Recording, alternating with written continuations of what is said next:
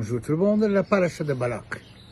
Dès le début de la paracha, on nous raconte que le roi de Moab, Balak, a recours au service de Bilham, plus grand prophète du monde, en tout cas plus grand prophète des nations, mais païen et un homme à une puissance de parole, un prophète. Alors Balak a recours à lui pour aller maudire le peuple juif.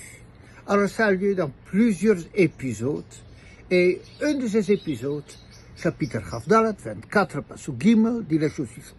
Vayisa Meshalo. Et voilà que Vayomar Num Bilham Beno Boor Nuuma Gever Setum Aim. Et il entonne sa prose, Vayisa Meshalo, poétique, lyrique, et il dit Vayomar Neum Bilham Ben Boor, les dires de Bilham Ben Boor, fils. Il en a, c'est théâtral comme il parle.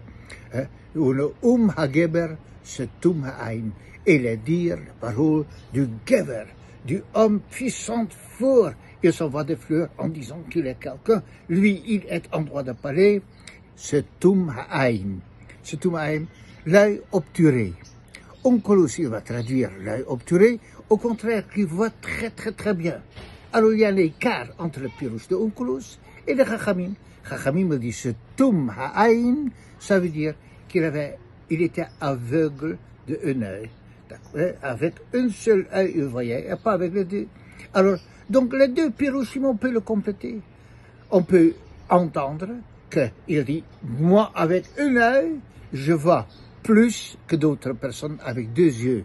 Donc quand Onkelos, il dit que le mot de Onkelos, Gavre de Shapir Chazi, quelqu'un qui voit très clairement. Alors c'est comme s'il a voulu dire qu'avec un œil, lui, il va mieux que d'autres, il va avec les deux yeux. Alors, ce qu'il y a, donc, Chachamim, ils disent, il voyait avec un seul œil.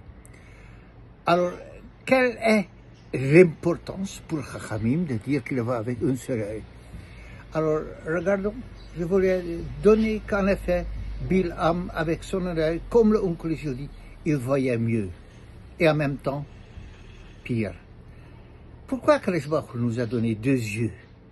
Et je ne demande pas maintenant de la Haggadah, je ne demande pas maintenant au niveau de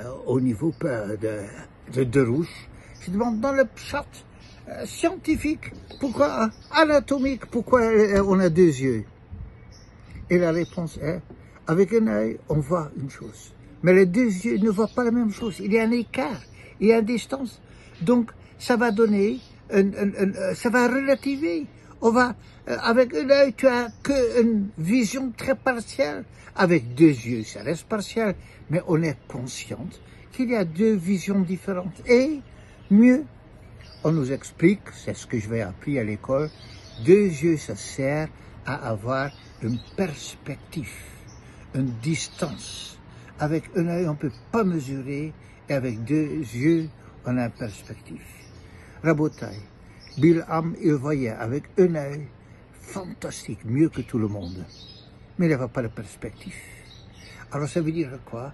La vue est très technique et très limitée. Il ne voit pas les choses dans leur contexte. Il va demander, mais pourquoi l'autre il est riche et moi pas? Il va oublier que lui il est plus riche que quelqu'un d'autre à côté. Et les quelqu'un d'autre à côté, il est peut-être jaloux de lui. Alors, il ne voit pas le monde dans cette perspective. Il voit que le peuple juif, il est privilégié. Et Dieu leur montre le favoritisme. Et c'est le proche de l'antisémitisme depuis tout le temps. Mais il ne voit pas les choses dans leur perspective. Parce qu'on peine dans Torah et les mitzvot. Et parce qu'on peine avec le Torah et les mitzvot, HaKadosh Baruch Hu nous donne une certaine intelligence, une survie et un nombre de choses, de voir les choses dans leur perspective.